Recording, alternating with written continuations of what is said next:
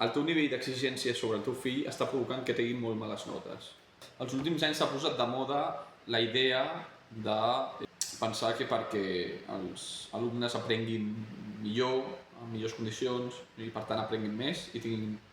millors resultats, han d'aprendre des d'un marc de comoditat, d'ajuda, de manca de dificultats, on se'ls faciliti al màxim perquè puguin treure el millor d'ells mateixos i puguin aprendre des del gaudi i inclús des de l'entreteniment. I unit a aquesta idea ve acompanyada de la idea que per tant no s'ha d'exigir més del compte a l'alumne o al fill, s'han d'inclús rebaixar expectatives perquè tots puguin arribar el més alt possible i s'ha de, per tant, ser molt més laxa a l'hora de puntuar, exigir, com dic, i valorar la feina feta i l'esforç realitzat. I no és cap novetat que aquest fet el que està provocant és tot el contrari, no? És que la manca de rigidesa, la manca d'exigència no facilita l'aprenentatge de l'alumne, de l'estudiant, sinó tot el contrari. El relaxa de més i el que provoca és que no tingui els incentius per millorar, per esforçar-se, per aprendre i per tenir millors resultats. I això té conseqüències perjudicials òbvies. La primera és que el nivell promig dels estudiants i dels centres educatius, de les escoles i també de les universitats baixa, cau en picat, no? Si exigim menys, els resultats que obtenim també són menys. L'alumne es relaxa més, veu i sap que en fer poc ja pot avançar i pot seguir i per tant no s'esforça ni veu cap utilitat en treballar més del compte. La segona conseqüència és que això no només es queda en l'àmbit educatiu o acadèmic, sinó que òbviament es trasllada al futur i conseqüentment arriba al món laboral i a la vida adulta, no? On aquella persona, aquell estudiant, aquell que ha crescut en un sistema que cada cop li demanava menys, que li impedia errar, perquè davant un fracàs o davant un error no hi havia una conseqüència directa cap a ell, el que ha fet és acomodar-lo, òbviament, i acostumbrar-lo a aquesta mena de dinàmica, on darrer serveix esforçar-se o treballar de més perquè ho faci o no ho faci, els resultats són els mateixos. El problema és quan arriben molts cops al món real,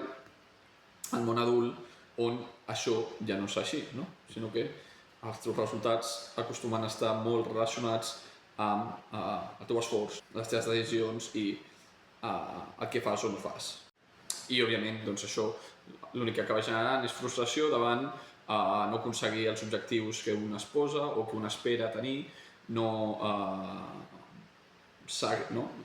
trobar-se amb el mur de que la comoditat amb la que ha estat acostumat durant anys i anys desapareix i es troba que per aconseguir certes coses, fins i tot aconseguir uns mínims, ja requereix més esforç del que ha viscut fins al moment i pel que ha estat entrenat o educat al llarg dels anys acadèmics. La dissonància que hi ha entre les expectatives que té en base al que ha viscut durant la vida acadèmica distant completament del que es troba a la realitat, on ja no et donen l'aprovat simplement per intentar-ho, sinó que per aprovar t'has d'esforçar, no te'l donen regalat i que això és molt més complicat del que en principi esperaria. I com estem dient, això es dona en l'àmbit educatiu, s'acaba traslladant, per tant, al món laboral, al món adult, però també es viu en l'àmbit familiar, on, en tots els casos, per sort, ni molt menys, i aquí és on jo veig la diferència, no? Amb les famílies en les que treballo,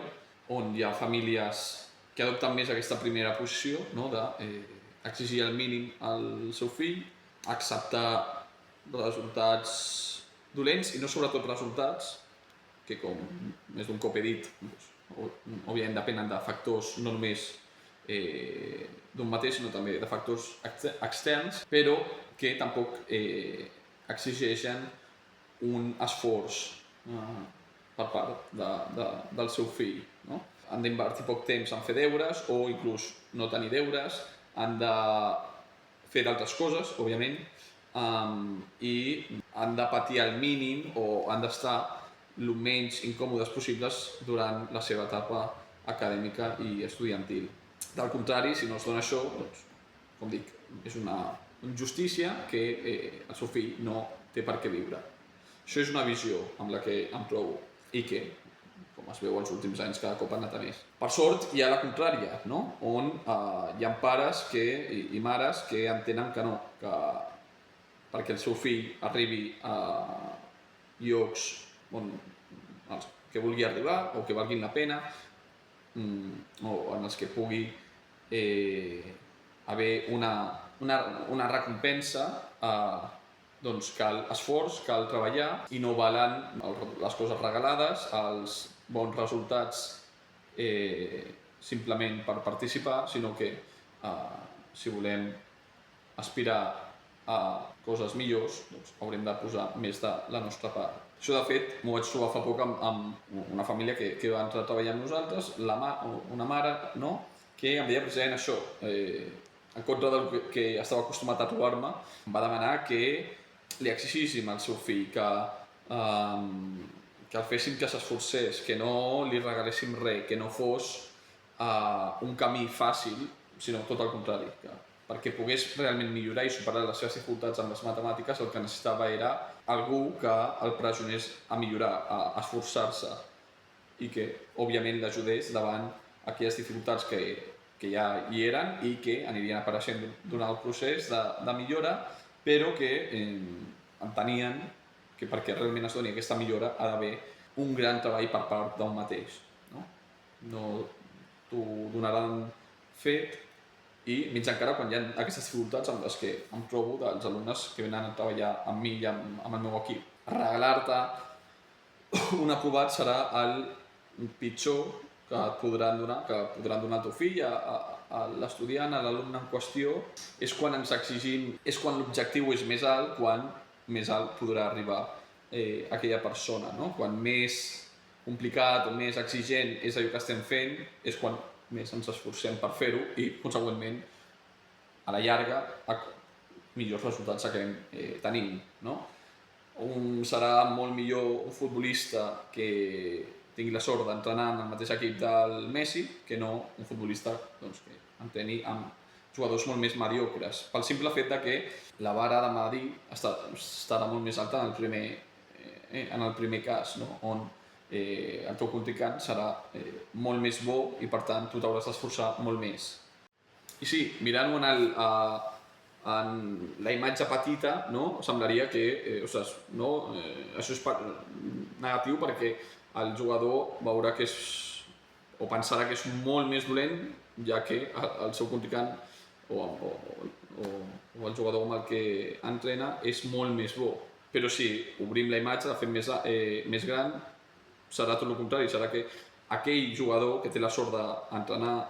o de tenir un contrincant tan bo el farà esforçar-se més, millorar més, exigir-se més, i això farà que en comparació amb la resta no només sigui més dolent, sinó que sigui molt més bo, no? Per haver tingut la sort d'haver practicat i entrenat en uns nivells d'exigència superiors als de la resta. I és això, al fi, el que hauríem de buscar amb els nostres alumnes, els nostres fills. No deixar el camí el més fàcil possible, sinó d'exigir el que cal perquè realment hi hagi un esforç, hi hagi una feina i un treball per part de l'alumne i que això el permeti realment millorar. De res ens valdran notes altes i molt bones si són regalades i si després amaguen simplement la manca d'esforç i de treball, perquè el dia que les vares de medir canviïn, ja sigui a la universitat o al món laboral,